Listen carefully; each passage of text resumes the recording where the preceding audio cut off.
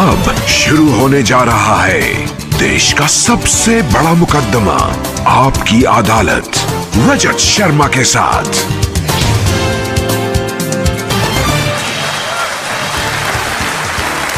नमस्कार, आपकी अदालत में आपका बहुत बहुत स्वागत है।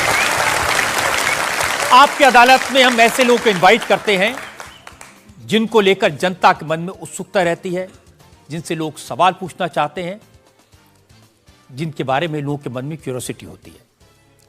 पिछले दिनों मैं जहां भी गया, लोगों ने मुझे एक शख्स के बारे में कहा, आप इन्हें आपकी अदालत में बुलाइए, और मैं भी सोचने के लिए मजबूर हो गया, ये कौन है जिसके बारे में हर पब्लिक फंक्शन में लोग मुझे कहते हैं, जिसके बारे में लोग मैसेज भेजते हैं, दर्शकों की बार बार मांग आती है। पता किया, इनकी सोशल मीडिया पर काफी फॉलोइंग है। जब ये अपने घर से बाहर निकलते हैं तो सड़क पर ट्रैफिक जाम हो जाता है, लाखों लोगों की भीड़ इकट्ठा हो जाती है। इस शख्स को आपकी अदालत में आमंत्रित कर रहा हूं। प्लीज वेलकम बागेश्वर धाम के प्रमुख धीरेन्द्र कृष्ण शास्त्री।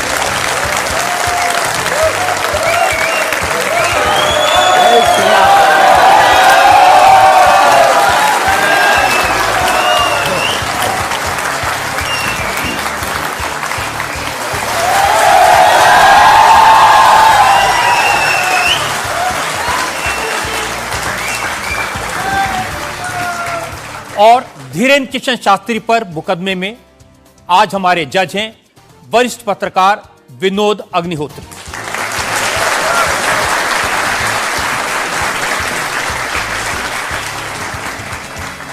इससे पहले कि मुकदमा शुरू करें, इल्जामात सवालात का सिलसिला शुरू करें, आज के जज विनोद अग्निहोत्री की इजाजत चाहेंगे आज की कार्रवाई शुरू करने के लिए। इजाजत है मुकदमा शुरू करने की। और इससे पहले कि पहला इल्जाम लगे शास्त्री जी पर, एक नजर डालते हैं शास्त्री जी के लाइफ पर। आजकल पूरे देश में बागेश्वर धाम के प्रमुख धीरेन्द्र कृष्ण शास्त्री की बहुत चर्चा है।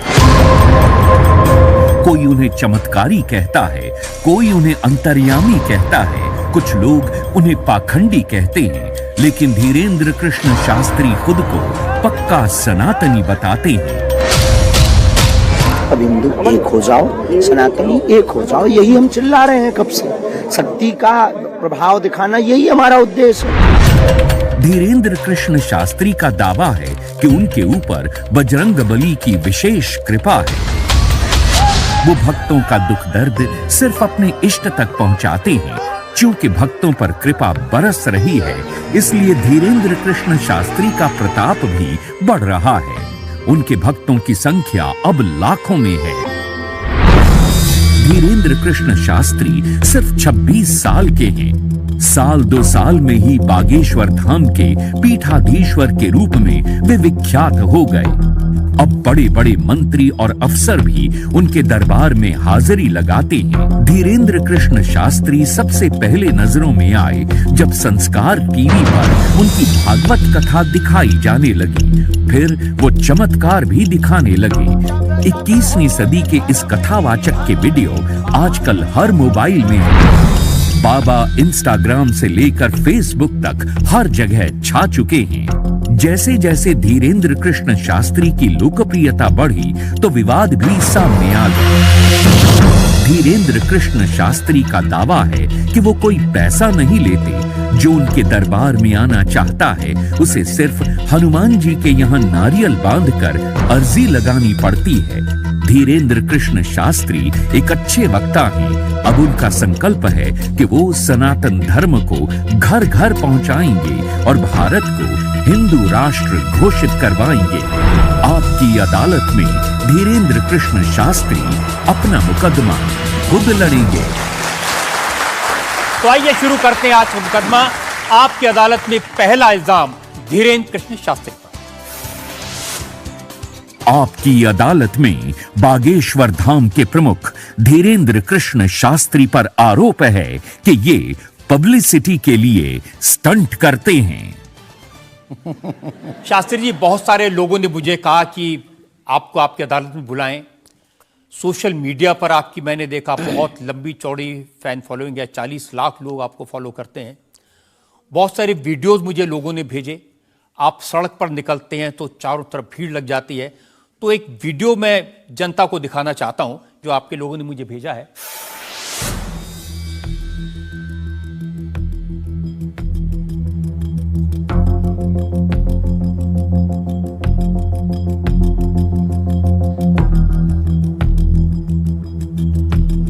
तो ये वाकई में शास्त्री जी असली वीडियो है या पब्लिसिटी स्टंट है, बनाया हुआ है? लोगों की अपनी अपनी भावनाएं होती हैं, अपनी दृष्टि से देखने की। ये वास्तविकता एक जगह की नहीं है। जहां जहां बागेश्वर बालाजी का दरबार लगता, जहां जहां बागेश्वर बालाजी की कृपा से दास कथा करने जाता, ये तो कम है, कैमरे में कम आया है, और ज्यादा है।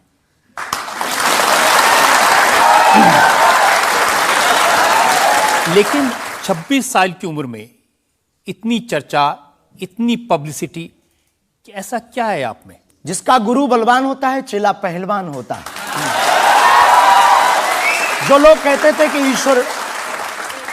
कहते थे ईश्वर नहीं होते या भगवान नहीं होते, हमारी दृष्टि में इस छोटे से गांव से, गढ़ा गांव, मध्य प्रदेश के बुंदेलखंड में एक छोटा गांव गढ़ा है। गढ़ा में रहने वाला एक छोटे परिवार का बालक धीरेन्द्र कृष्ण अगर यहां तक पहुंच सकता है बालाजी की कृपा से, तो भारत का प्रत्येक व्यक्ति भगवत कृपा से कहीं भी पहुंच सकता है।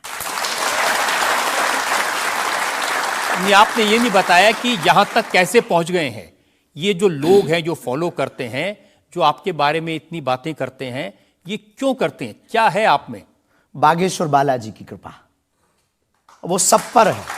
लेकिन आप अगर कहेंगे, क्योंकि आपसे जीतना तो बड़ा मुश्किल है, हम पहले आपको साफ कर दें कि चूंकि आपका नाम तो रजत शर्मा जी है, लेकिन हम आपको दयालु नाम से, क्योंकि हमारी भारतीय परंपरा में बड़ों का नाम नहीं लेते, तो हम आपको दयालु कहकर संबोधित करेंगे, अगर बुरा ना लगे तो। आप कुछ भी करिए।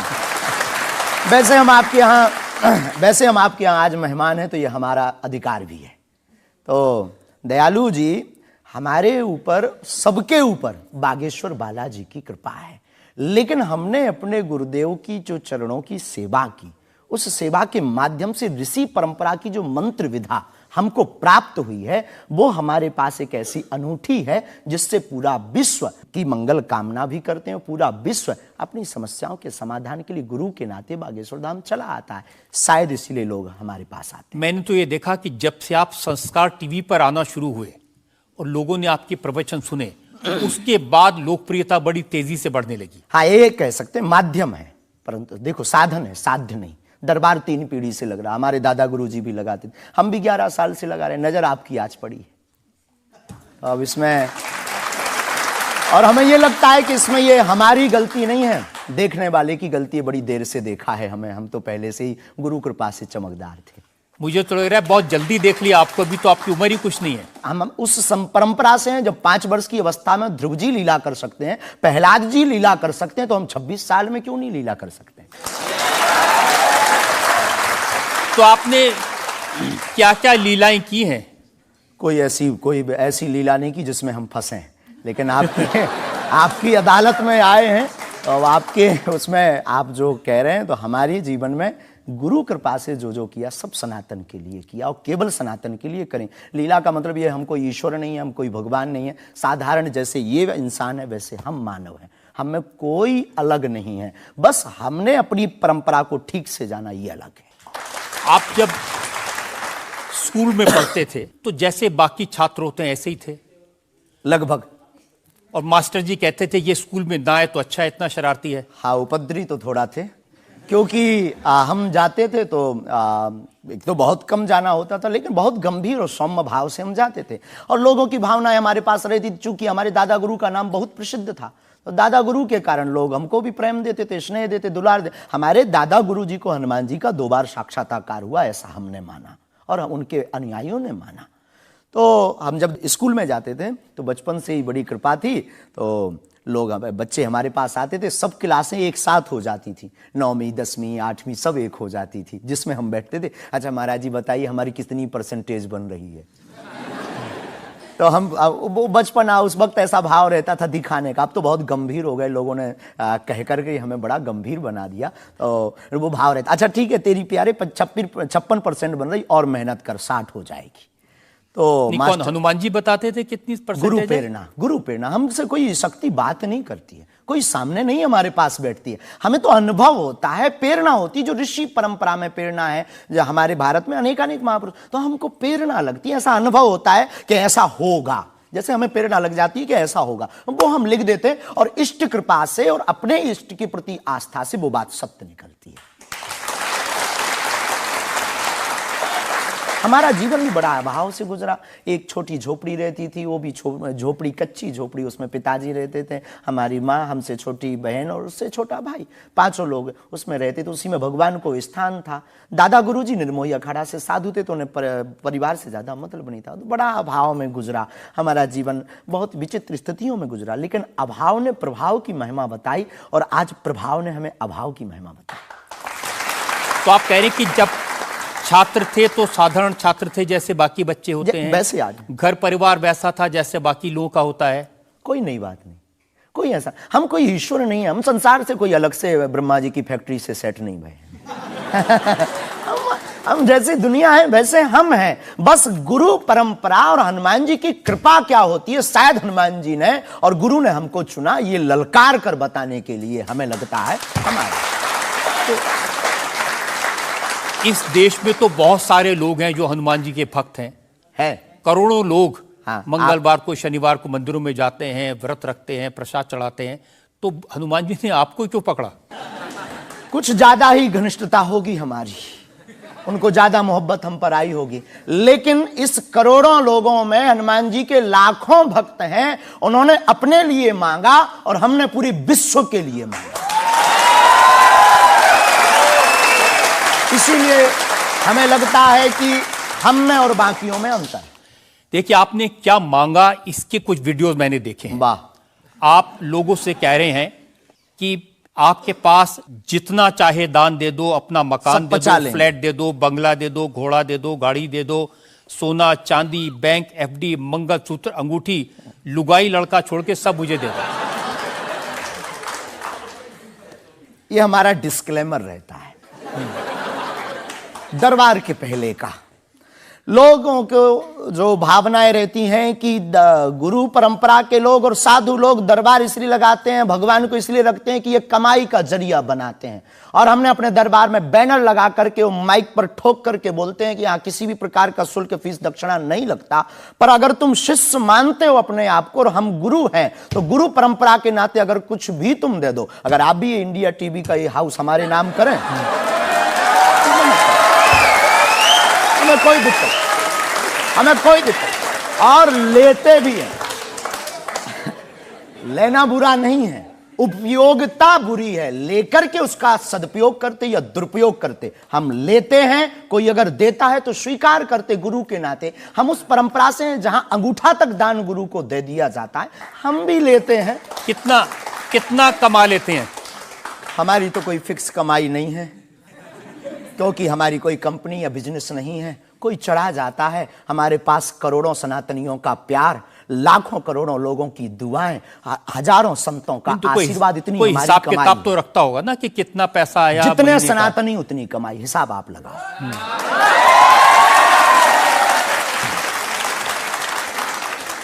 ज्यादा बातें इसलिए होती हैं कि आप जो स्टंट करते हैं पब्लिसिटी के लिए, आप ऐसी ऐसी बातें कह देते हैं। आप कहते हैं कि बिना वीजा के हनुमान जी रावण की लंका में घुस गए थे। ये जो मॉडर्न युवान भाई बहन है, इनको लंका प्रवेश के बारे में बताएंगे तो इनको ये लगता है कि ये घिसी पिटी बातें इनके दादा परदादा बताते रहे, ये बेचारे ऊब गए। इनको कुछ ऐसा चाहिए कि उस अध्यात्म से ये कनेक्ट हो पाए। और जैसे रावण ने मुझसे फोन पे बात की। हाँ बिल्कुल, हम वही बोलने ही वाले थे। लगता है आज हमारी शक्ति आपके पास पहुंच गई। तो हमें आपको समझाना है, रावण से फोन का बात का मतलब सबके अंदर रावण बैठा है। कोई ऐसा दुनिया में नहीं जो गलत कृत्य देख रहा, गलत कर रहा और सच जानते हुए चुप है, वो रावण की दृष्टि का आदमी। तो हनुमान जी लंका गए, इसको इन युवानों को कैसे जोड़े, इन्हें तो वीजा, पासपोर्ट, फॉरेनर ये शब्द पता है, तो इनसे कनेक्ट करने के लिए हमारा अध्यात्म इतना विशाल और इतना अथाह है कि उसमें कुछ भी आप डाल दो वो आप स्वीकार सोच रहे हैं कि करेंगे। आपको अध्यात्म पता है, इनको नहीं पता। इस देश ऐसा की नहीं जनता हमने को कहा। आपसे ज्यादा अध्यात्म पता है। ऐसा हमने नहीं कहा। हमें अपने हिसाब का पता है, उन्हें अपने हिसाब का, वो अपने में श्रेष्ठ हैं, हम अपने में अब जो कोशिश कर रहे हैं विद्यार्थी। हमने ऐसा कभी नहीं कहा कि हम श्रेष्ठ हैं, और ये आरोप हमें नहीं लगता कि ठीक है। आपका ये कहना कि मेरे पास एक गधा है जिसमें वाईफाई है और वो प्लेन में भी वाईफाई चलता है, ये मजाक की बातें नहीं है। लोगों की दृष्टि से, भावनात्मक दृष्टि से देखा जाए तो ये बहुत गहरा विषय है। मजाक की दृष्टि से अगर कोई देखेगा तो देखो, जाकी रही भावना जैसी प्रभु मूलत देखी तिन तैसी। भगवान की कोई लीला को सिर्फ रास लीला को उठाते हैं, लेकिन हम तो महाभारत भी उठाते हैं। तो अपनी अपनी दृष्टि है, हम ये मजाक में नहीं कहते। हम उनको बताना चाहते हैं कि हमारे देवी देवताओं से जो हमारे इष्ट की परंपरा की जो निशानी है वो अगर नज़दीक रहे, गुरु की निशानी अगर नज़दीक रहे, माता पिता की बातों की निशानी नज़दीक रहे, तो बेटा कभी गलती नहीं करेगा, वो चार चांद लगाता रहेगा। शास्त्री जी, इसको कहते हैं आप अंधों के शहर में आईना बेचने की कोशिश कर रहे हैं। ऐसा हमारा भाव नहीं है, अपितु हमारा भाव ये है कि उस केवल वाईफाई को हम बताते नहीं, उसकी महिमा भी बताते हैं, और दरबार में आने वाले लोगों को उसकी महिमा का अनुभव भी कराते हैं। तो फिर वो जो बात मजाक की है ना, वो फिर अध्यात्म, आस्था, ईश्वर से जुड़ करके नास्तिक भी आस्तिक बन जाता है। देखिए, आपको भोले भाले लोगों को बताना चाहिए कि भाई ये मैं मजाक में कह रहा हूं, विनोद हम कहते भी हैं। और ये मैं ये असल हम में बहुत कह बार बोलते हैं विनोद हम कर रहे हैं, हम बहुत बार बोलते हैं। अब कोई हमारे विनोद को सीरियस ले ले तो वो उसका निजी अनुभव है। तो अब मैं लोगों को बता दूं कि एक बार बगैर टिकट पकड़े गए थे आप रेलवे में। हाँ, ये तो बताना चाहिए, बिल्कुल पकड़े गए थे, लेकिन ये भी बताइए कि हम टीटी से ही 1100 रुपया लेकर आए थे। उसी टीटी से लेकर आए थे, और जिस वाईफाई की आपने चर्चा की उसी वाईफाई की दम पर उसके बाप का नाम बताकर लेकर आए थे। इसी तरह की बातें कह के ऐसे दिखाते हैं जैसे चमत्कार कर दिया, जैसे मेरे ऊपर हनुमान जी की बहुत कृपा हो गई, मैं भविष्यवक्ता हूं, और फिर जो भोले भाले लोग हैं वो प्रभावित हो जाते हैं। हमने कभी एक नहीं दावा किया कि हम चमत्कारी हैं।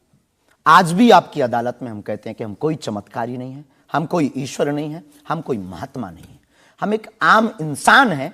लेकिन हमारी अपने इष्ट की प्रति आस्था, ऋषि परंपरा के प्रति आस्था है, जो महर्षि वाल्मीकि से पत्र दरबार की महिमा चली है, उस महिमा का हम अनुकरण करते हैं, और उस आस्था में उलझनों में का रास्ता मिल जाता है, तो उसे आप चाहे चमत्कार मानिए अथवा फिर आप अपनी बुद्धि से जो जिसने जो जाना वो हमें माना। देखिए शास्त्री जी, बहुत सारे ऐसे लोग हैं, गरीब हैं, परेशान हैं, बीमारियों से थके हारे हैं, डॉक्टर से आशा छूट जाती है, हॉस्पिटल से आशा छूट जाती है, वो आपके पास आते हैं, वो सोचते हैं यहाँ इलाज मिलेगा।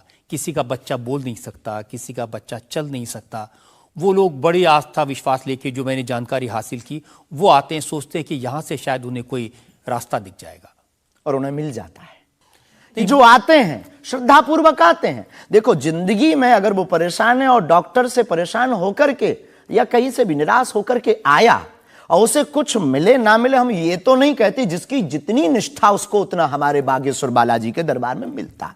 और अगर नहीं मिलता, और अगर उसे जीवन जीने की अगर डांडस और सात्तावना मिलती है, तो क्या ये भी कम है?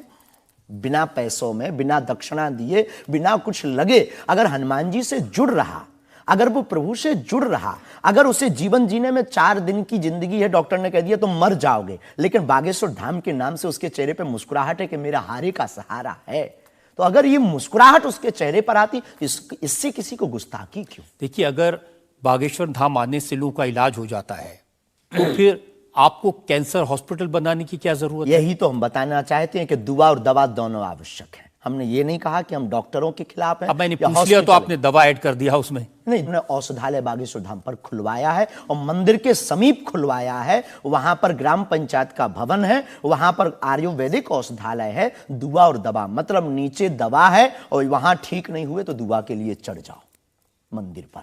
दोनों काम करें, ठीक है। और ये कोई नई बात नहीं है, हमने ऐड नहीं की, डॉक्टर खुद ऐड करता है, ऑपरेशन करता है, जब ठीक नहीं होता तो वो भी कहता है तुम भी प्रार्थना करो। लेकिन ये सही है कि जिस इलाके में आप हैं उस इलाके में बहुत सारे ऐसे लोग हैं जो इसी तरह पर्ची निकालते हैं, जो इसी तरह दुआ की बात करते हैं। पूरे भारत में ऋषि परंपरा के अनेक लोग हैं, बहुत लोग तो नहीं कह सकते, पर अनेक लोग पूरे भारत में हैं। और केवल हमारे इलाके में नहीं, पूरे भारत में। हमारे इलाके में बागेश्वर बालाजी की महिमा और दादा गुरुजी के पास दरबार से, कृपा से बहुत से महापुरुष और भी। मैं बताता हूं, एक लवलेश नाम के गुरुजी हैं, 20 साल की उम्र है, और वो भी इसी तरह से पर्ची निकालते हैं। वो भी इसी तरह से। हम कभी ऐसे मिले नहीं, इस भाव से हमारा कभी मिलना नहीं हुआ, और इस विषय पर उनका निज मत हो हम कह नहीं सकते, ईश्वर जाने। नहीं, मत तो पता नहीं, उनके ऊपर रेप का इल्जाम है और वो जेल में है, कह नहीं सकते। तो उस एरिया में ऐसे और भी बहुत सारे लोग हैं। अभी हम अर्जी लगाने के हिसाब से घूमे नहीं हैं, आप कहो तो इस बार जाकर के घूमेंगे कितने लोग हैं। अभी तो हमें एक पता है, छतरपुर जिले में एक गढ़ा गांव है, वहां बागेश्वर धाम है, वहां सदगुरु सन्यासी बाबा से परंपरा चली दरबार की, आप भी आइए।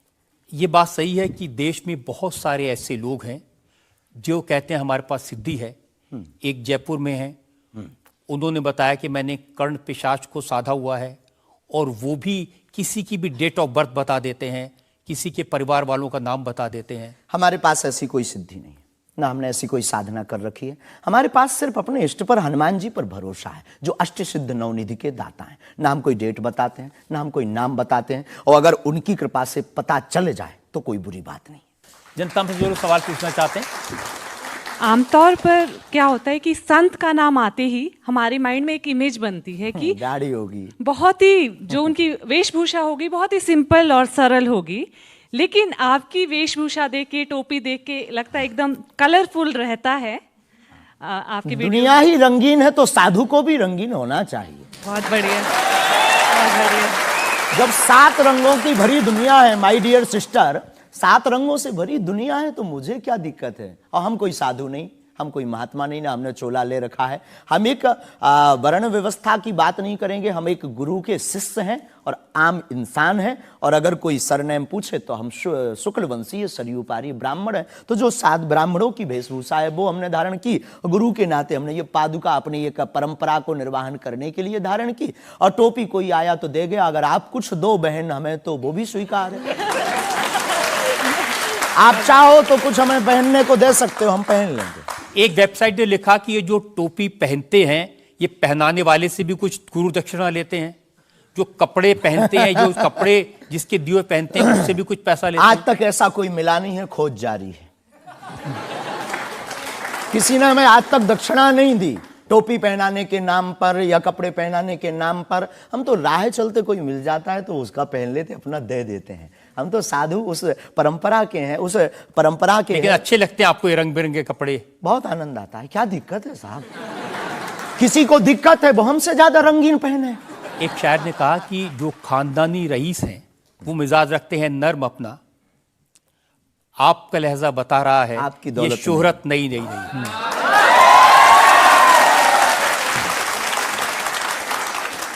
लोगों को लगता है, हमें लगता है कि हमारे जीवन में न हमें धन प्रिय है, न मान प्रिय है, न सम्मान प्रिय है, हमें हनुमान प्रिय है। और हमने जब से जन्म लिया तब से हम धनवान हैं, क्योंकि हमारे हनुमान हैं।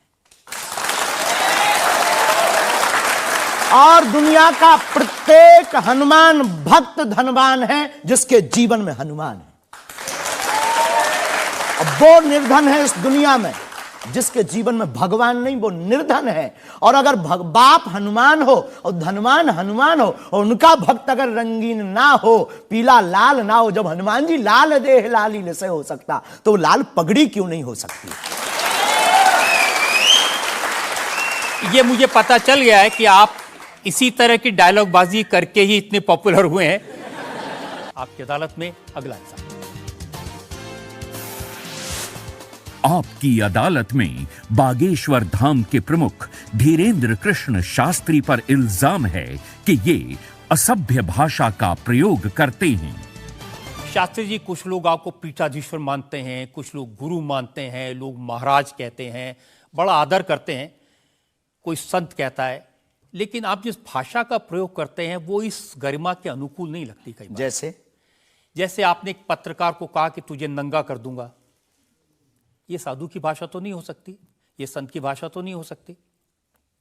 ब्राह्मण समाज पर कमेंट करने वाले एक व्यक्ति को आपने कहा मूर्ख, ठठेरी के बरे, नकट्टा।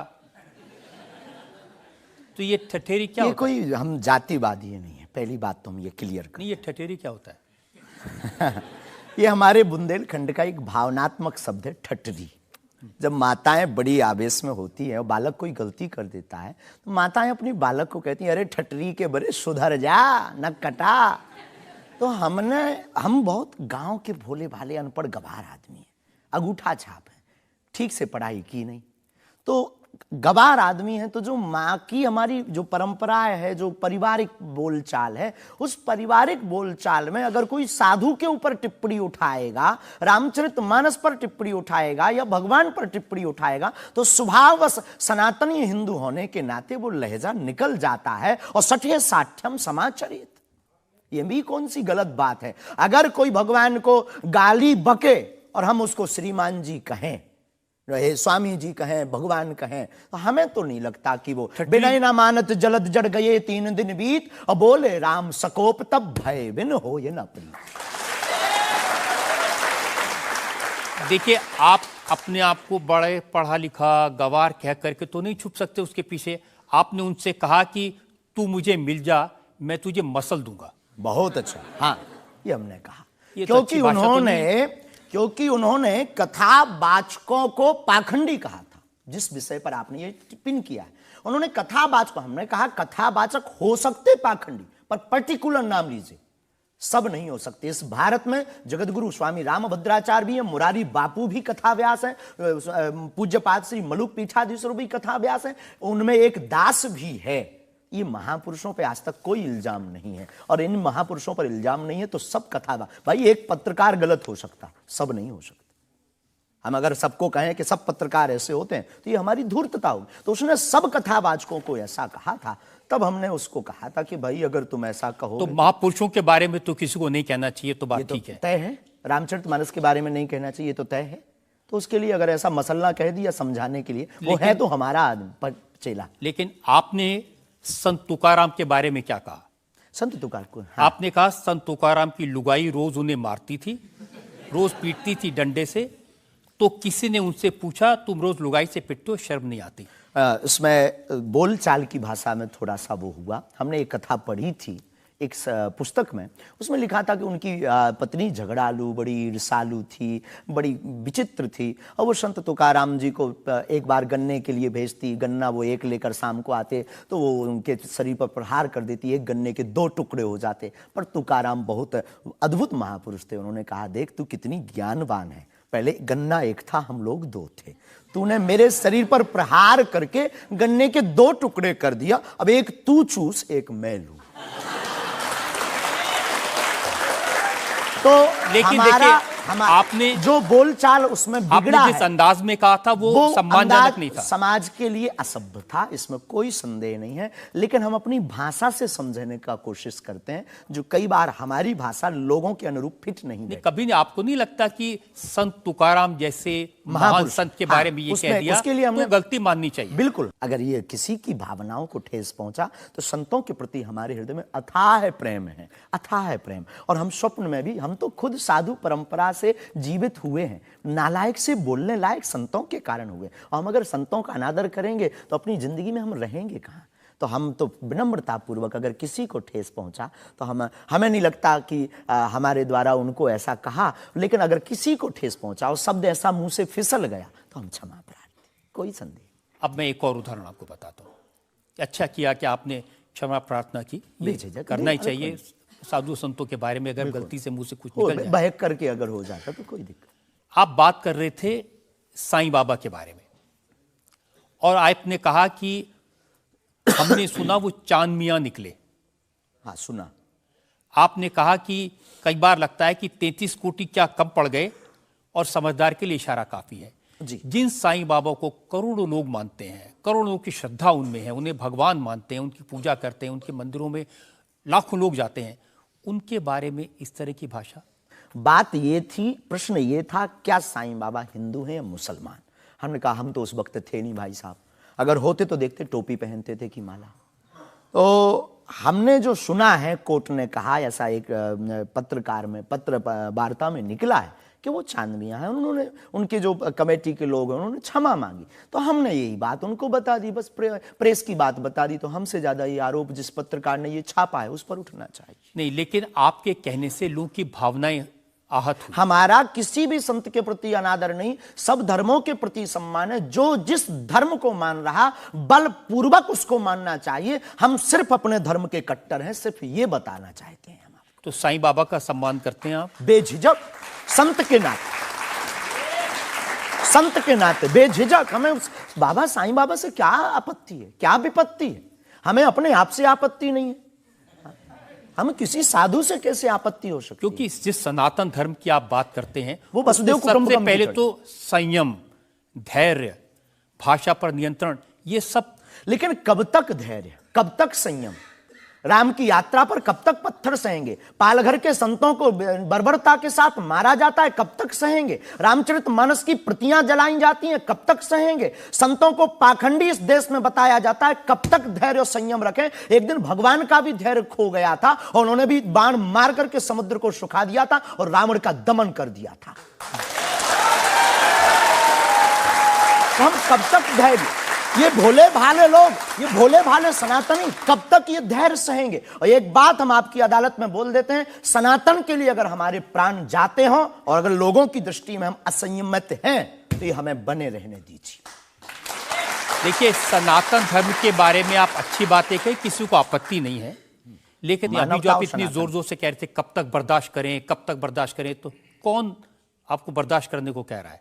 जो ये प्रतियां जला रहे हैं, जो संतों को मार रहे हैं, जो सनातन के खिलाफ झूठा प्रचार कर रहे हैं, जो संतों के खिलाफ और सनातन की संस्कृति को छिन्न भिन्न करने के लिए मूवी बना रहे हैं। जब आप ऐसी बातें कहते हैं ना, तो असदुद्दीन ओवैसी जैसे लोगों को ये कहने का मौका मिलता है कि इन लोगों को अनाप शनाप बातें करने का अधिकार दे दिया सरकार ने।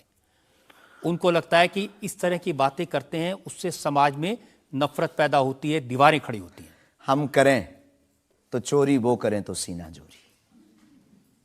उनके मंचों से मारने काटने की बात होती तब नहीं, अक्षरधाम में 40 हिंदुओं को मारा जाता तब नहीं ये है, उनके खुले मंच पर धर्म परिवर्तन करवाया जाता है तब कुछ नहीं होता है। उनके खुले मंच पर संतों को, कितने संतों की हम आपको वीडियो क्लिप ना दिखा दें, उनके खिलाफ टिप्पणी की, गाली बकी गई, यहां तक कि हमको भी रोज 500 गालियां आज दी जा रही।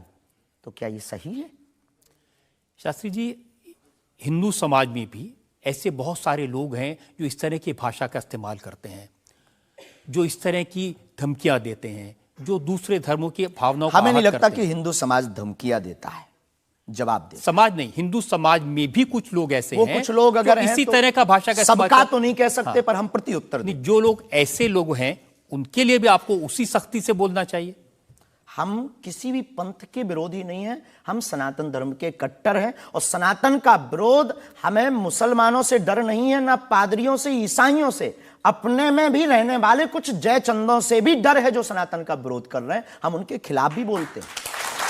और ये जो मसलने वाला विषय है, ये मसलने वाला विषय जो हमने बोला है, वो किसी मुसलमान के लिए नहीं बोला, एक हिंदू व्यक्ति के लिए ही बोला, जब उसने संतों पर उंगली उठाई थी। और बोलना हमारा, हमें मौलिक अधिकार है, हम भी भारतीय नागरिक हैं। मुसलमानों से कुछ परेशानी है? बिल्कुल भी नहीं, हमारे तो मित्र भी हैं। मैंने तो ये भी सुना कि आपकी बहन की शादी एक मुसलमान से पैसे लेकर सहयोग आपने दी, करवाई हाँ। थी। आज भी हमारा मित्र, अभी 5 दिन पहले ही मिला, चाय भी पी। और हमारा लगभग 500-600 मुसलमान परिवार है जो आत्मा से जुड़े हैं। इस भारत का प्रत्येक नागरिक अपने हृदय पर अगर हाथ रखे ना, अब मीडिया में वो कुछ भी बोले, तो उसकी रंगों में राम और कृष्ण का ही ब्लड बह रहा है। तो हम मानवता के पुजारी हैं, हम मानवता के पुजारी हैं, जातियों के या पंथ के पुजारी नहीं। हम इसको लेकर मेरे पास और इल्जाम है। हम एक ब्रेक के रुकेंगे और ब्रेक के बाद आपकी अदालत में धीरेन्द्र के शास्त्री पर इल्जामात और सवाल आपका एक और आपकी अदालत में अगला इल्जाम। आपकी अदालत में बागेश्वर धाम के प्रमुख धीरेन्द्र कृष्ण शास्त्री पर आरोप है कि ये अपने विरोधियों को धमकी देते हैं। शास्त्री जी, सुना है कि विरोधियों को धमकी दे रहे थे आप, लेकिन आजकल आपको भी धमकियां मिलने लगी हैं। आपको भी लोग कह रहे हैं कि जान को खतरा है। हाँ, ये कोई नई बात नहीं है। इस भारत में जब जब भी सनातन की बात किसी ने पुरजोर तरीके से उठाई है तो उसको मिटाने के लिए और उसको डिगाने के लिए तरह तरह के स्वांग और षड्यंत्र, तरह तरह के प्रायोजित ढंग से उसको फंसाने के उपाय किए गए हैं। लेकिन सिर पर सीताराम, फिकर फिर क्या करना। और रही बात धमकी की, तो साधु परंपरा में या हम अपनी गुरु परंपरा में कभी किसी को धमकी नहीं देते हैं। हम सिर्फ ये कहते हैं कायदे में रहोगे तो फायदे में रहोगे। आपके लिए सुरक्षा की मांग करने के लिए आपके समर्थकों ने जंतर मंतर पर एक प्रदर्शन किया, उसका वीडियो मैंने देखा है। और जो लोग बागेश्वर धाम के नाम पर वहां प्रदर्शन कर रहे हैं, वो कह रहे थे अब चाकू छोड़ो, तलवारें रखो, अब इन लोगों को गोली मारो। और वो लोग बहुत ही हिंसक भाषा का इस्तेमाल ये बिल्कुल भी कतई हमें पसंद नहीं है और इसकी छूट हमने कदापि किसी को नहीं दी, क्योंकि हम स्वयं ये कहते हैं कि जिंदगी में याद रखना, सनातन धर्म वो धर्म है जो अहिंसा का पुजारी है और हम हिंसा के पक्षधर नहीं है, क्योंकि हिंदू का अर्थ ही होता है जो हिंसा का दमन करे। लेकिन आपने तो कुछ रिएक्ट ही नहीं किया। वो आपके स्पोक्स पर्सन हैं, उन्होंने कहा कि अरे तुम सब कब मारोगे, जब सब मर जाओगे, ईसाइयों को मुसलमानों को कब मारोगे। नहीं, ये बात बिल्कुल गलत है, क्योंकि सबको जीने का अधिकार है और हमें ऐसी कोई जानकारी नहीं लगी और हमारी तरफ से कोई लोग नहीं गए। लेकिन मैंने आपको जानकारी दे दी, आप चाहें तो मैं आपको वीडियो भेज दूंगा, वो देख लीजिए। बिल्कुल, हम एक बार बोलेंगे उनको, बेझिझक बोलेंगे। हम कभी इसके पक्षधर नहीं है। हम भारत में बहुत प्रेम और बहुत ही अहिंसा पूर्वक जीवन के पक्षधर हैं, इसलिए हमने हिंदू राष्ट्र की मांग की है। इतने अहिंसा के पक्षधर हैं आप, आपने खुद एक बार कहा कि अब सब हिंदू अपने हाथ में हथियार, माला और भाला रखो। ये तो हमारी देवी देवताओं के भी हाथ में है। प्रत्येक भगवान के हाथ में, किसी के हाथ में मुगदर है, त्रिशूल है, उनसे भी लोगों को आपत्ति होगी जिन्हें दिक्कत है। हम सुरक्षा करना, भारतीय संविधान में भी हथियार देने का लाइसेंस दिया जाता है, उसको बंद करवाया जाए। जो हथियार देने का लाइसेंस है वो आत्मरक्षा के लिए। तो हम भी आत्मरक्षा के लिए भाला रखवा रहे हैं। हमारी क्षमता नहीं ना बंदूक लेने की, साहब गरीब आदमी है।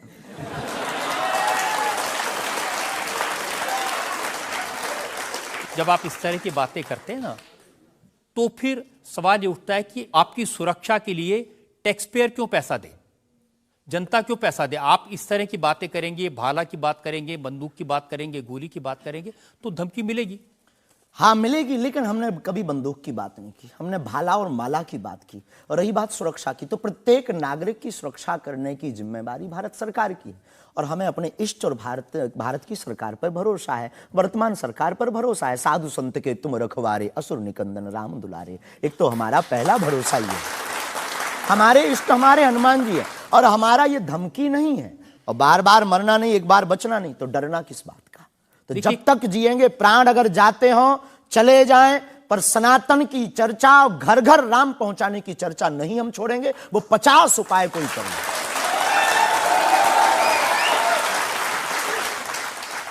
कोई ना कोई डर तो है। आप कहते हैं कि मैं अब बुलडोजर खरीदने वाला हूं, हिंदुओं एक हो जाओ, पत्थर मारने वालों पर बुलडोजर चलाओ। ये भी हमारा अहिंसात्मक बयान है, पूर्ण अहिंसात्मक। बुलडोजर कब से अहिंसात्मक हो गया? वाह, ये कुआं खोदने के भी तो काम आता है। तो हमने कहा कि अगर राम की यात्रा पर कोई पत्थर फेंकेगा तो बचाने के लिए भाई बुलडोजर खरीदो। और अगर किसी को अपनी शरीर की दिक्कत है या किसी को अपने पंथ को दिक्कत है, वो क्रेन खरीद ले, हमें क्या दिक्कत है। हम कोई रोक नहीं रहे हैं, लेकिन अभी हमारे पास इतना रुपया नहीं आया कि हम बुलडोजर लें। और अगर आप लोग सहयोग करेंगे तो हम रख लें। देखिए,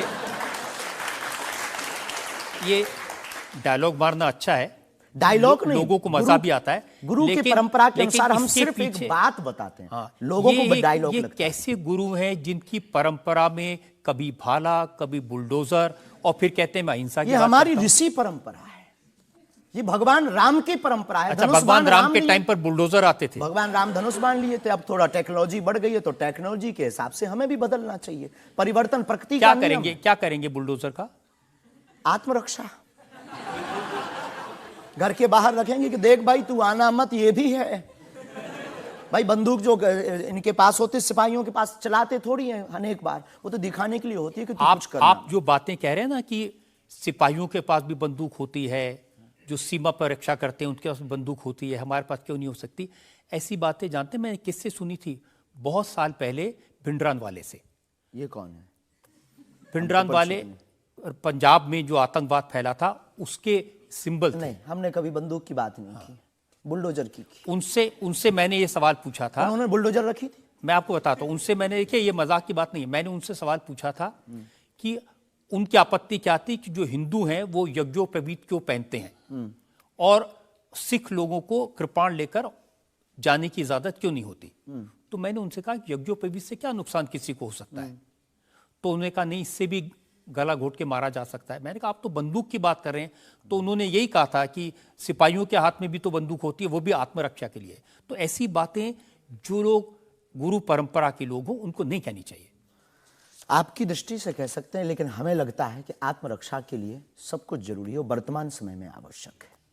और बुलडोजर की बात अगर कहें तो बुलडोजर का पूर्ण अहिंसात्मक बयान है और किसी व्यक्ति से अगर आप जोड़ रहे हैं तो वो उसका निज मत है। हमारा मत बंदूक की तरफ। सनातन धर्म का मत क्या है? सनातन धर्म का मत है सत्य, अहिंसा, दया, क्षमा, दान, जप, तप। मारकाट की बात तो नहीं करता। वीरता भी है, ये वीरता का प्रतीक है। बुलडोजर। चाय भी मंगवा दो साहब। अच्छा, हम चाय पियेंगे, हमें चाय पीना की चाहते हैं। हाँ, तो पानी और चाय दोनों भेजा जाए। जी। वैसे तो संतों को चाय पसंद नहीं आती है ना? लेकिन आपके बारे में जितना मैं रिसर्च की हूँ मुझे पता चला है आपको चाय बहुत पसंद है। क्या ये सही है? जी बहन, बहुत सही बात है। कौन सी चाय पसंद करते हैं? अदरक वाली चाय, और हमारे दादा गुरुजी को बहुत प्रिय है। इस चाय से हमारी याद जुड़ी हुई है दादा गुरु से। हम 2 भाई है वैसे तो, पर ताऊ चाचा के मिलाकर के 10 भाई हैं। और हम जब दादा गुरुजी के पास जाते थे तो सब ऐसे ही बैठते थे। तो दादा गुरुजी बहुत सिद्ध महापुरुष, बहुत कम बोलते थे, महापुरुष थे। तो वो चाय पीते थे तो अपनी जूठी चाय, खूब ये जो नरेली है, इसकी आधी चाय हमको देते थे। तो हमारे जीवन में हमें ये लगा कि ये नालायक से बोलने लायक गुरु के इस प्रसाद के कारण बना है। और प्रत्येक, इसके पीछे एक और रहस्य है, प्रत्येक बालक को अपनी परंपरा को छोड़ना नहीं चाहिए, चाहे किसी भी लेवल पर पहुंच जाए। शायद ये भी सूत्र है। शुरुआत जहां से हुई, गुरु से शुरू जिसका जीवन हुआ, उसे कुछ भूलना नहीं चाहिए। इसलिए हम भूले नहीं, ये शायद हमें लगता कि हमारी अच्छी आदत है। चाय बुरी आदत, क्षमा कीजिए। युवानों से प्रार्थना है, मत पीना, हम नहीं रुकेंगे।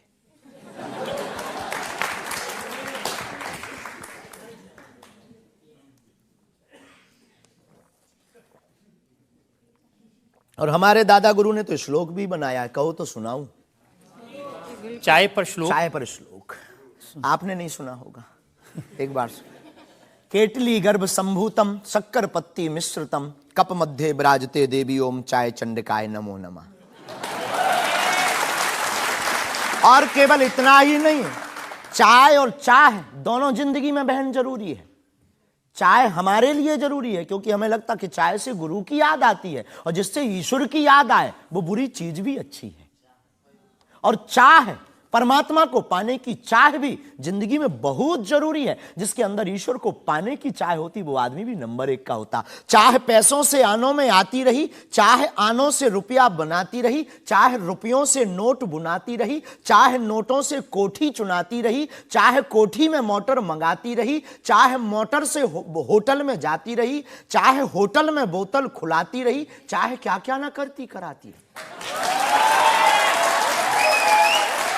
चाहे मोटर से होटल में जाती रही, चाहे होटल में बोतल खुलाती रही, चाहे क्या क्या ना करती कराती रही, चाहे पाली जिन्होंने वो पीले हुए चाहे छोड़ी जिन्होंने वो रसीले हुए, चाहे जी से लगी जी जरा हो गया, चाहे हरी से लगी जी हरा हो गया। अब एक ही चाहे हमको चाहिए, वो अगर चाहे हनुमान जी तो फिर क्या चाहिए।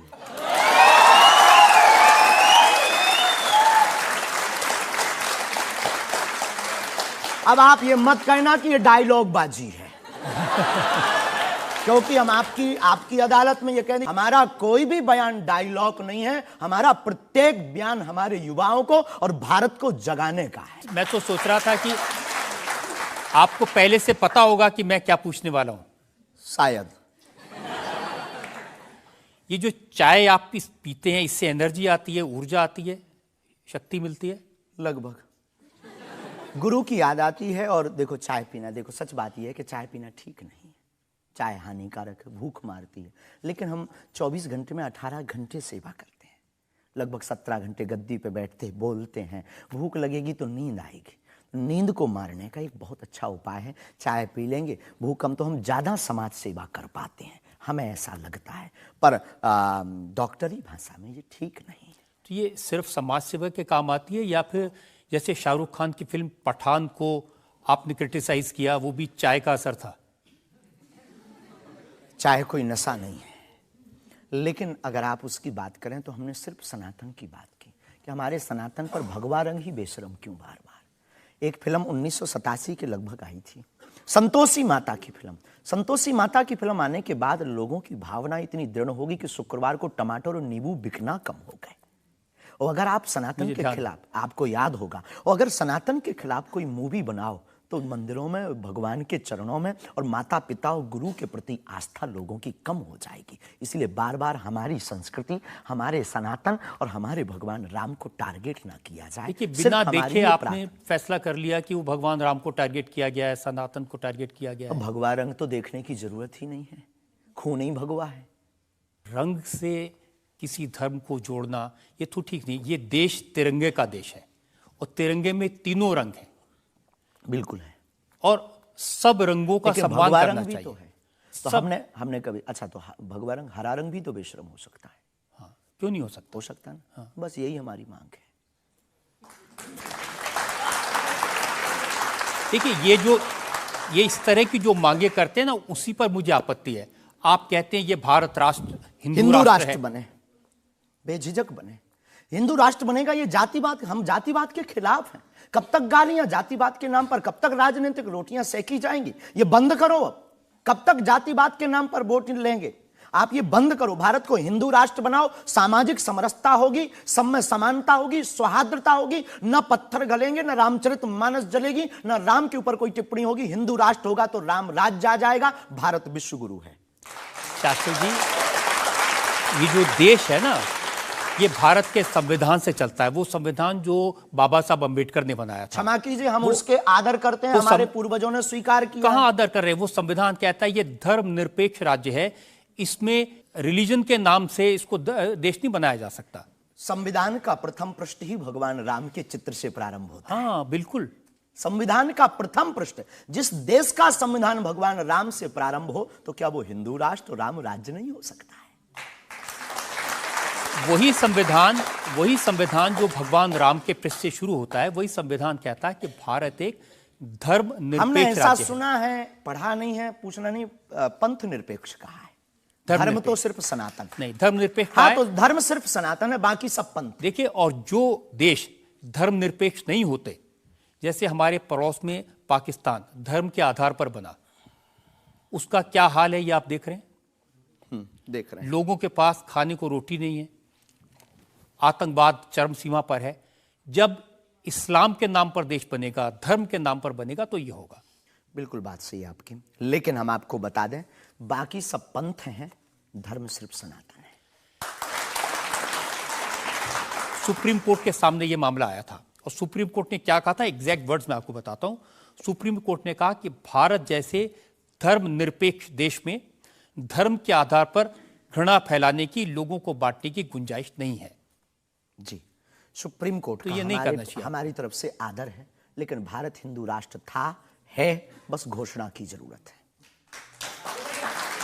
देखिए, आप रंग के नाम पर फिल्मों का विरोध करते हैं, आपने कहा कि ये फिल्म नहीं चलने देंगे। हम सिर्फ सनातन के विरोधियों का विरोध करते हैं, कोई रंग से, कोई व्यक्ति से, किसी संप्रदाय से हमारा कोई विरोध नहीं। सनातन के विरोधी से हमारा विरोध है, वो किसी भी बिरादरी या समुदाय या समाज का, चाहे भले ही क्यों। आपको यह भी समझना होगा, जिस फिल्म का आप इतना विरोध कर रहे थे, जिसको आप कह रहे थे कि लोग देखने ना जाएं, उसको करोड़ों ने देखा और वो लोग सुपरहिट फिल्म हुई।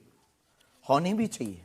हमने सुना सुधार भी किया है, और सुधार करके कोई करे तो फिल्मों से हमारा कोई विरोध नहीं है, क्योंकि वो एक कला है और कला के प्रति हमारा सम्मान है। नहीं, लेकिन आप तो बार बार कभी आप आमिर खान की फिल्म का जिक्र करते हैं, कभी क्योंकि वो शाहरुख खान पीके वाली मूवी बना करके भगवान को गाल पर चिपका करके शंकर जी को बाथरूम में बंद करता है।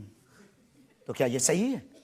जिसके प्रति हमारी आस्था है, लाखों लोग कहेंगे इस बात को सुनने के बाद, जिनके प्रति हमारी आस्था है उनके साथ ऐसा मजाक किया जाए, भगवान के साथ खिलवाड़ किया जाए, क्या ये सही है? और उसकी बात बोलना अगर विरोध है तो हम मरते दम तक विरोध करेंगे। शास्त्री जी, मुझे कभी कभी लगता है कि चूंकि आपकी उम्र कम है, जैसे आप भिंडरान वाले को नहीं जानते, ऐसे ही फिल्मों का इतिहास भी आप नहीं जानते। एक फिल्म आई थी बैजू बावरा, उसमें एक भजन था मन तड़पत हरि दर्शन को आज, जो सबसे हिट था। इसे लिखा शकील बदायूनी ने, म्यूजिक दिया नौशाद ने, गाया मोहम्मद रफ़ी ने। हम आपको बहुत विनम्रता पूर्वक कहें कि हम किसी भी समुदाय के विरोधी नहीं हैं। पुनः हम कहते हैं, हम रहीम को मानने वाले और कबीर का सम्मान करने वाले हैं। हम शेख मुबारक के साथ मित्रता निभाने वाले। ये आपको समझने की जरूरत है, ये मलिक मोहम्मद जायसी और रसखान का देश है, जहां पर उन्होंने भगवान का गुणगान किया। हमने कभी विरोध नहीं किया, सम्मान किया, रसखान के पद गाए। रसखान के प्रति हमारा आदर है, और भारत में सामाजिक सौहार्दता बनी रही, ये हमारी मांग है।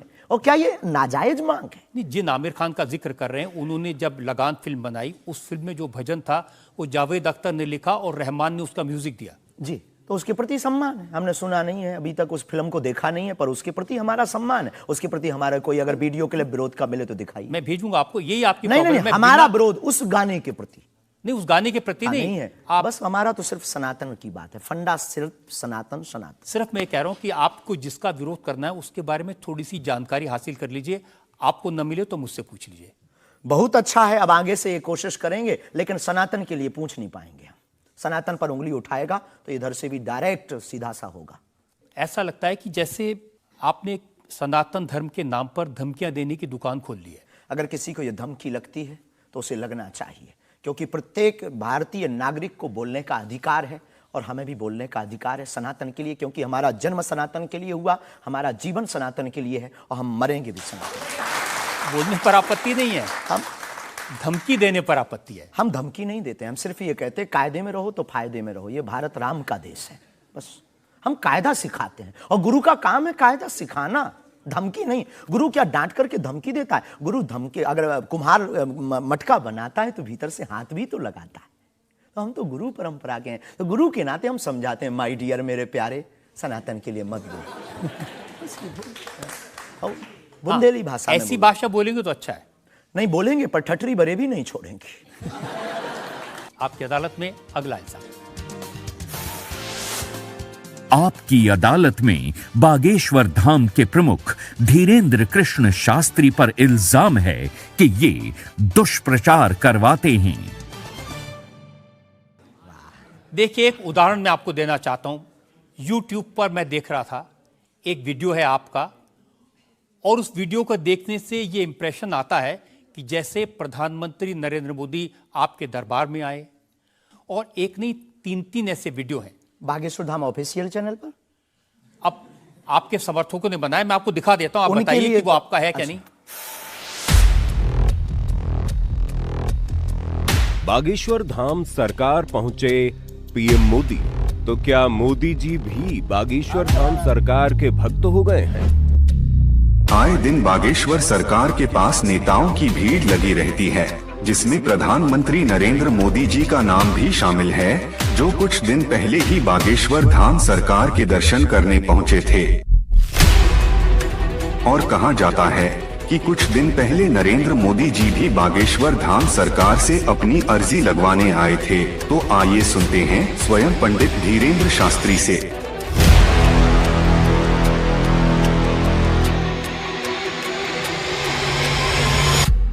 मोदी जी को ये प्रोजेक्ट करते हुए जैसे बागेश्वर धाम आए, मेरी जानकारी है कि 3 वीडियोस हैं, उनमें से एक बागेश्वर धाम का है। बागेश्वर धाम के ऑफिशियल चैनल से कभी हो ही नहीं सकता है, न ऐसी भूल हो सकती है, क्योंकि हमने कभी ऐसी इजाज़त नहीं दी। ये बहुत बड़ी गलतियां हैं। टीआरपी के चक्कर में रोज तो लोग हमारी शादी करवा देते हैं यूट्यूब पर। आपने सिर्फ ये भर देखा, ये भी तो देखिए कि हर बार हमारी लड़की बदल दी जाती है। हैप्पी बर्थडे कहीं ये कह दिया जाता है। एक ने न्यूज डाली थी, बागेश्वर सरकार 23 तारीख को परिणय सूत्र में बंधेंगे। संतों के फोन आने लगे। तो ये सिर्फ मीडिया पर, चूंकि बागेश्वर धाम बहुत सर्च हो रहा, और हनुमान जी भला सर्च हो क्यों ना। हनुमान जी तो लोगों की श्वास में, ये पवन पुत्र हैं। तो लोग बागेश्वर धाम बालाजी के नाम से सर्च करते हैं, तो लोगों को जो कुछ यूट्यूब वाले हैं, सब नहीं, कुछ यूट्यूब वाले हैं जो अपनी व्यूअरशिप बढ़ाने के चक्कर में इस प्रकार का कुकृत्य करते हैं, जो दुष्प्रचार है। और बागेश्वर धाम ने इस पर अनेक बार कार्रवाई भी की, उनके खिलाफ नोटिस भी भेजा, और अनेक बार डिस्क्लेमर भी बागेश्वर दरबार में हमने दिया है कि किसी भी प्रकार की भ्रामक जानकारी से बचें। धाम का इस प्रकार से कोई भी लेना देना नहीं है। ये खुद की निजता के साथ वो बेफुजूली के कार्य कर रहे हैं, और बागेश्वर धाम इसके लिए कानूनी कार्रवाई भी करवाएगा। शास्त्री जी, प्रधानमंत्री को लेकर इस तरह की वीडियो बागेश्वर धाम के नाम से जाएं, तो आपको नहीं लगता कि ये भोले भाले लोगों के लिए मिसलीडिंग है? लोग ऐसी बातों पर भरोसा कर लेंगे। धाम से तो हुआ नहीं, कोई कर रहा हो तो खबर नहीं है, पर कर रहा जो उसके खिलाफ कानूनी कार्रवाई। अगर आपके नाम पे कोई कर रहा है तो भी आपको कोई एक्शन लेना चाहिए। आपने कुछ कार्रवाई की है? हाँ, अनेक बार नोटिस भी भिजवाया है, अनेक बार कितने चैनलों को बंद करवाया है, जो कई बार कोई खान के खिलाफ कर देते थे हमारे लिए, कई बार कोई धमकी डाल दे। बागेश्वर धाम पहुंचे जेल, अब वो ऐसी हथकड़ी हो, वो पुलिस अगल बगल लगा देते थे। तो इनसे हमारी आपके सोच से भी प्रार्थना है, इसको बहुत देखा जाएगा, आपकी अदालत को जब भी देखा जाए, इस प्रकार की भ्रामक जानकारी से बचें। हम इस प्रकार, कोई भी हमारा दरबार या कथा प्रदर्शन का विषय नहीं है, हमारी कथा और दरबार दर्शन का विषय है। तो आपकी तरफ से मोदी जी के वीडियोस को लेकर के क्या कार्रवाई की गई? इसमें अभी इसकी हमें आज पता लगा है कि मोदी जी का बना है। पूर्व में हमको वो जेएलएल वाला बताया था, हमें इसका ज्ञान नहीं है, लेकिन हम जाते ही तुरंत आपकी अदालत के बाद लीगली कार्रवाई एफआईआर अपने अमुक थाने पर करवाएंगे। अच्छा, इसके अलावा और भी बहुत सारे वीडियोस हैं। देवेंद्र फडणवीस का है, मनोज तिवारी का है। ये तो आए थे। ये भी फर्जी वीडियो है? अरे नहीं, ये तो आए थे, इनके मत करवा दियो ना ना ना, ना। देवेंद्र फडणवीस जी भी आए थे, मनोज तिवारी हमारे बहुत प्रिय शिष्य हैं, वो भी आए थे, और बहुत आए हैं, पर मोदी जी नहीं आए हैं। हाँ, ये बता देते हैं, तो इन पे एफआईआर जी डिलीट ना करवा दियो, आप रोक दियो। लेकिन आपके 1-2 सेंटेंसेस हैं जिसमें आप कुछ मोदी जी कह रहे हैं, मोदी जी आइए। हाँ, वो हम लंदन में दरबार में थे, ये शायद उससे अगर ये जोड़ा हो, पूरा तो देखा नहीं, उससे जोड़ा हो तो खबर नहीं, हौस नहीं। मोदी जी वो जहाँ लंदन में राम कथा हम कर रहे थे, तो श्री राम मंदिर के, सनातन मंदिर के जो प्रमुख हैं वो एक मोदी जी हैं, और वो भी गुजराती हैं। तो वो दरबार में बैठे हुए थे, किसी कारण उनकी व्यवस्था के कारण प्रशंसा के लिए उनका जिक्र आया, तो लोगों ने शायद वो कट करके उठाया हो, हमारे स्मरण में ऐसा है। लेकिन ये भी गलत है, ये भी अपराध है। वो भी ऑफिशियली, बिना लीगली सहमति लिए बिना आप कोई भी वीडियो शेयर या वो नहीं कर सकता, ऐसा कुछ नियम है, तो ये भी गलत है। मैं आपको बताऊं शास्त्री जी, मैंने 40 साल हो गए मुझे पत्रकारिता में, ऐसे बहुत सारे उदाहरण मैंने देखे हैं। चंद्रा स्वामी का उदाहरण देखा था, वो नरसिम्हा राव के साथ उनकी तस्वीरें, राजीव गांधी के साथ उनकी तस्वीरें, जॉन मैकेंद्रो के साथ तस्वीरें, लिज टेलर के साथ, ये अंतर्राष्ट्रीय ख्याति प्राप्त लोग हैं, और वो ये तस्वीरें दिखाकर अपनी दुकान चलाते थे, और वाकई में जो दुनिया के बड़े बड़े लीडर्स थे उनसे उनकी पहचान थी। ब्रुनोई के सुल्तान उनके शिष्य बन गए थे इसी वजह से। अफ्रीकन कंट्रीज के प्रेसिडेंट थे मोबुतू, वो उनके शिष्य बन गए थे। हमारा कभी भी भाव, कोई आवे सब सम्मानीय है। हमारा ये भाव नहीं है कि हम आपकी फोटो दिखा करके लोग हमको माने। देखो, आप हमारी मीडिया पर प्रचार कर सकते हो, पर अगर दम नहीं होगी, सत्यता नहीं होगी, तो व्यक्ति एक बार आएगा, लौटकर कभी नहीं आएगा, आपको भी गाली देगा, हमको भी गाली देगा। तो ये माध्यम हो सकते हैं, साधन हो सकते, साध्य नहीं। तो हमारा ऐसा भाव नहीं, क्योंकि हमारे पास जो है वो खुली किताब है, ऊपर से नीचे तक, और हम कभी ये नहीं चाहते कि लोग देखें। अब कोई देख रहा तो वो उनकी दृष्टि और उनकी आंख है। हम तो सिर्फ ये चाहते हमें हमारा परमात्मा हनुमान जी देखे, बस। क्या चाहते हैं आप हनुमान जी से? सनातन धर्म और हिंदू राष्ट्र। फिर भी मांग पूरी नहीं होगी। अगर हिंदू राष्ट्र आप कह देंगे कि बन गया तो हम अखंड भारत मांगेंगे।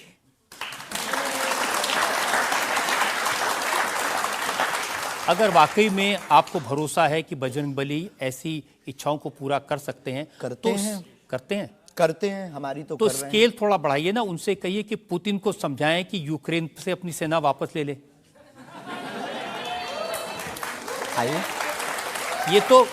ये तो अंतर्राष्ट्रीय, क्योंकि उससे जो यूक्रेन क्रिश्चियन मुल्क है उनको पता चलेगा कि सनातन धर्म की शक्ति कितनी है। हम अपनी तरफ से प्रतिदिन विश्व में कल्याण हो, विश्व में शांति हो, ये अर्जी लगाते हैं। और हनुमान जी ने रावण को भी समझाया था, मान जा भगवान है, वापस कर दो जानकी माता को। लेकिन जिसकी आ गई हो तो हनुमान जी की बातें उसे नहीं भाती हैं। गुरु के नाते हमने भी प्रार्थना की। अब किसी की आ गई, हम जो बताने, हमारे पास लोग आते, महाराज जी हम मर ना जाएं। अब उसको क्या कहें कि जो बता रहा उसे भी मरना है। हद हो गई। तो पागलों जैसी बात करते मेरे पागल। लेकिन हम श्रीमान जी बड़ी विनम्रता पूर्वक कहें कि अगर आपको लगता है तो आपको अर्जी लगाने एक बार बागेश्वर धाम। नहीं, ये अर्जियां लगाने का काम तो आपका है, मेरा नहीं है। और अंतर्राष्ट्रीय विषय पर अब टर्की में इतना बड़ा जलजला आया है, इतना बड़ा भूकंप आया है, हजारों लोग मर गए हैं, तो कुछ आपको अर्जी लगानी चाहिए। बिल्कुल, हमने प्रार्थना तुरंत की और हम प्रार्थना करते कि प्रतिदिन जो भी हमारे पास है चूरन चटनी, हम अपने गुरुजी से और बालाजी से प्रार्थना करते विश्व का मंगल हो, सबका भला हो। इससे आपको फर्क नहीं पड़ेगा कि वो क्रिश्चियन कंट्री है या इस्लामिक? बिल्कुल भी नहीं। हम तो खुद गए, हम तो पूरी दुनिया का मंगल की कामना। हम उस धर्म से हैं जहां वसुदेव कुटुंबकम की चर्चा की जाती। सर्वे भवन्तु सुखना सर्वे सन्तु निरामया, सब में मंगल हो, मंगल भवन अमंगलहारी। हम ऐसे नहीं, हम मानवता के हैं। जिसके अंदर दुख है, हे बालाजी उसके संकट, आप संकट मोचन है, उसके संकट मिट जाएं, हमें कोई फर्क नहीं पड़ता है। ये अच्छी बात आपने कही।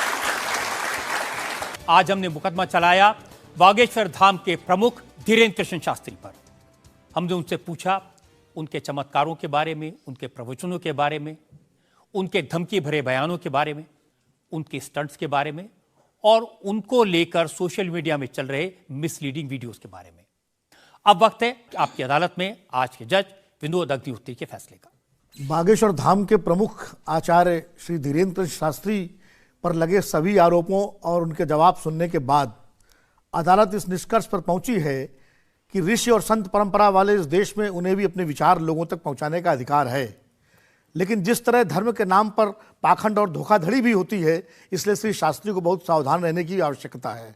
अदालत तमाम इल्जामों से श्री धीरेन्द्र शास्त्री को बाइज्जत बरी करते हुए निर्देश देती है कि बागेश्वर धाम बालाजी सरकार श्री हनुमान जी की कृपा से उन्हें यदि कोई सिद्धि और प्रसिद्धि मिली है तो उसका उपयोग लोक कल्याण और समाज की नैतिक आध्यात्मिक उन्नति के लिए करें और देश समाज में प्रेम, शांति, सद्भाव का वातावरण बनाने में सहायक हों।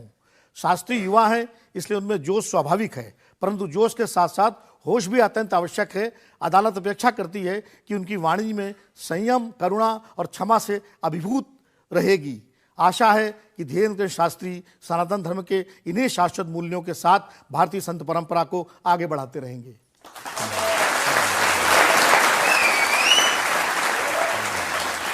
इस विश्वास के साथ कि हमारे जज साहब ने जो हिदायत दी है धीरेन्द्र शास्त्री उसका पालन करेंगे, संभल कर रहेंगे और समाज में किसी भी तरह की भ्रांतियां न फैलें, इसका ध्यान रखेंगे। आपकी अदालत का आज का मुकदमा यहीं खत्म करते हैं। अगले सप्ताह आपसे मुलाकात होगी एक नई शख्सियत के साथ। तब तक के लिए नमस्कार। इंडिया टीवी हर वक्त हर जगह डाउनलोड करने के लिए सर्च करें India TV news Google play store या ऐप स्टोर पर।